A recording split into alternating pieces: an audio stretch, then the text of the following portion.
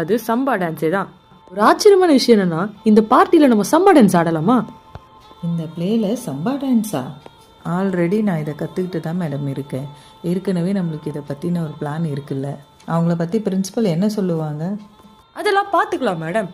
வருஷம் இதே தான் பண்ணிக்கிட்டு இருக்கோம். இதாவது புதுசாக பண்ணுவோமே. ரொம்ப போர் அடிக்குதுல அதுவே. சம்மருக்கு அப்புறம் எல்லாருக்குமே புதுசான விஷயம் பண்றதுல நல்லா தானே இருக்கும். சம்பா டான்ஸ் பெஸ்டா இருக்கும்ல.